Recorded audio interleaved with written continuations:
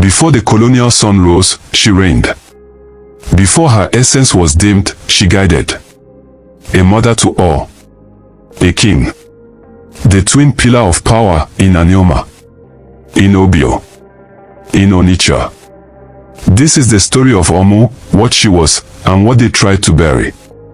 Watch. Feel. Remember. And don't forget to subscribe. Like. Comment. And share.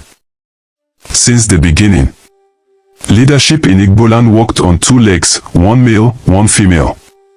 Balance was the law of the land, and power wore more than one face. The universe, for the Igbo, was not a place ruled by a single hand, but a dance, a rhythmic tension between forces, principles, and genders. Where men gathered in councils, women rose in their own assemblies.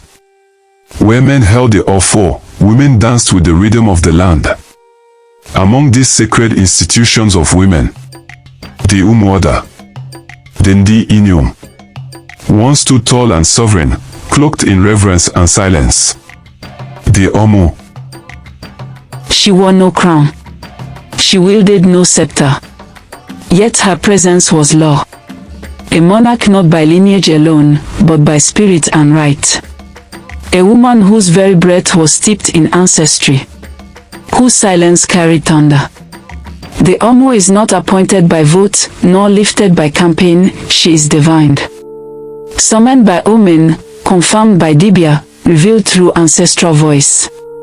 Her rise is not a contest of politics, but a covenant of spirit. She must be a woman of dignity, beyond the season of childbirth. Untainted by scandal, and rooted deeply in the ways of her people. She is not chosen for riches, but for the weight of her wisdom. For the reverence she commands without asking. Not every Igbo community had her. But in the heart of Anioma, Okpanam, Ogwashi-Uku, Ebusa, she reigned. And in the great city of Onitsha, the Omu held her sacred place. A presence equal in authority, spirit, and ancestral weight. She was a monarch of the women's world. A sacred twin to the Obi. Where the Obi sat among the Ndi Ichie, red-capped elders of lineage and law. The Omu gathered the Umuoda and the Ndi Inyom. Daughters and wives, matriarchs and maidens. Together, they formed a mirror of balance. The spear and the womb, fire and earth, action and nurture. When her time nears, the signs come. In dreams, in omens, in the quiet tug of ancestral winds. She undergoes sacred rites, ritual bathing, seclusion. Anointing with camwood and adornment in generational regalia. Her body becomes a vessel. Her voice becomes covenant. Her installation is not a festival, but a pact. A bridge between the market and the gods, the living and the departed. The Omu is no figurehead. She regulates the market, not just prices and goods, but fairness, morality, peace. The market, in Igbo cosmology, is more than commerce.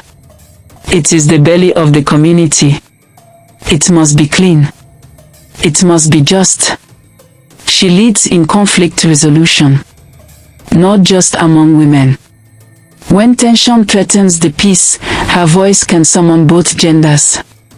Her words, wrapped in calm but firm cadence, carry ancestral weight. She oversees rites of passage. She prepares young girls for womanhood, emotionally, spiritually, bodily. Through festivals, counsel, and sacred rituals, she helps them cross the threshold from girl to woman, from innocence to knowledge. She leads purification rites. When the land is desecrated, when a taboo occurs, when death brings imbalance, the Omu leads the women in restoring order spiritually and ritually. She safeguards the moral tone of society. Her presence reminds even the highest titled men that leadership must work in balance. When injustice rises and cries are unheard, the Omu can summon the Umuoda. A gathering of women, Heads wrapped in white, breasts sometimes bared in ancestral protest. Voices lifted in song, lamentation, ululation. This was not a riot. It was ancestral litigation. They would sit. They would cry. They would chant. They would fast. They would summon memory, story, and spirit. Their presence alone could paralyze the unjust. Their mourning could shake the conscience of kings. This was not politics. It was power. An inherited, sacred form of justice carried by mothers, sisters, daughters, widows. Her reign was not symbolic. She held court, not with jesters, but with noble women. Mothers of lineages. Daughters of legacy. Women beyond childbearing age. Chosen not just for years, but for conduct, character, and ancestral standing. Titled, red-capped, revered, they were not ornaments, but pillars. Keepers of wisdom. Stewards of the marketplace. Custodians of covenants between the living and the unseen. These were the sacred sisters of justice, trade, and peace. Not mere attendants, but vessels of ancestral authority. Their voices held weight. Their presence commanded respect. They sat in council, held lands, and wore the red cap not as a token, but as a testament.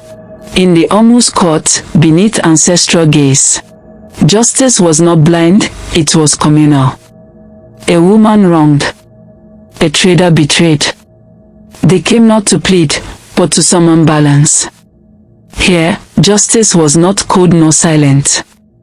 It was chanted, reasoned, and ritually sealed. With kola, chalk, and oath. Near the market, where the town's lifeblood flowed, stood the Omu's shrine, a spiritual center where ritual grounded the people. Divination clarified decisions. And harmony rose in the smoke of incense and kola. Beneath the shrine tree, she presided. Steady as moonlight. Invoking peace, cleansing space. And sanctifying commerce, not in coin, but in conscience. This shrine was no hidden sanctuary. It stood at the town's very heart. A firewall against greed, deceit, and disorder. Offerings were placed. Libations poured. Sacred songs rose, not for spectacle, but for order. In those moments, she was not merely a ruler. She was a bridge, a voice, a vessel of the divine. Her rule was more than presence or decree. It was ritual, sacrifice, and ancestral mandate. A reign rooted in the sacred, advised by the wise, and protected by tradition. But when the colonizers came, they saw only half the system. They acknowledged the Obi and his titled men. They recognized authority only when it mirrored theirs. Male, singular, central. So they recast the land in that image. They created warren chiefs. Men never chosen by the gods or the people. Men with no roots in the sacred order of Igbo governance. They collapsed the spiritual into the political, mistaking influence for kingship, and kingship for obedience. But the Omu, she did not fit their logic. Not a wife to a king, commanded no armies. Her strength lay not in rule, but in equilibrium. So they could not see her. She slipped past their colonial lens, absent from records, dismissed as irrelevant. They called her stool ritual, stripped it of civic meaning, and buried it beneath imported law. They fractured what had been whole. Igbo governance was not singular, it was dual. A rhythm of balance, male and female in dialogue. But colonialism broke the beat. Women were pushed to the margins. Their councils dissolved. Markets taxed without representation. their voices silenced in matters of state. The Omu stool, once a pillar, now stood abandoned in shadow. Colonialism didn't just overlook the Omu.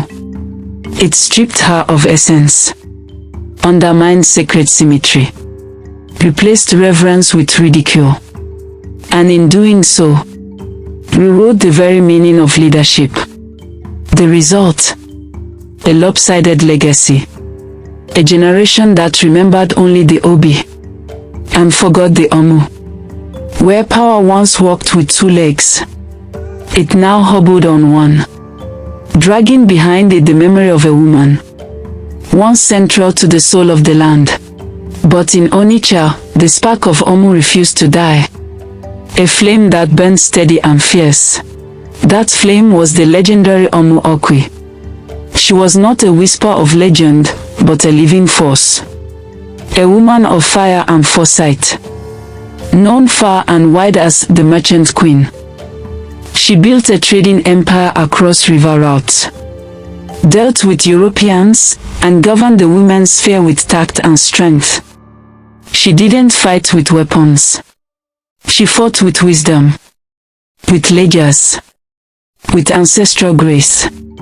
Her diplomacy outpaced that of colonial officers.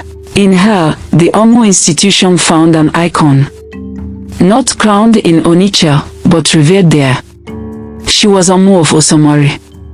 Yet Onitsha became her stronghold, her stage, her final throne. She was not only powerful, but necessary. A pillar in a collapsing world. A balance in an age of imbalance. And even after her sun had set, the flame did not die. It leapt to Okpanam, rekindled in the presence of another light. There, her legacy found fresh breath in the towering figure of Omu Mata Dunku, who, until her passing in 2024, bore the weight of tradition, with grace, eloquence, and cultural command. Though other Omus rose in her time, she stood out. A beacon in the fog of forgetting. A bridge spanning the sacred past and the restless present. She was not merely a keeper of customs. She revived them. In her voice, forgotten thrones found speech. In her presence, the authority of the matriarch walked again. She stood in the footprints of the ancients, yet held her ground in the face of modern storms. Educated, eloquent, and deeply rooted, she reminded the nation that the Omu institution was no relic, but a living vessel of wisdom, a compass of culture, a moral force in an age adrift. She lectured in halls of learning, sat beside kings and advised governors. She inspired women, stirred communities, and awakened memory.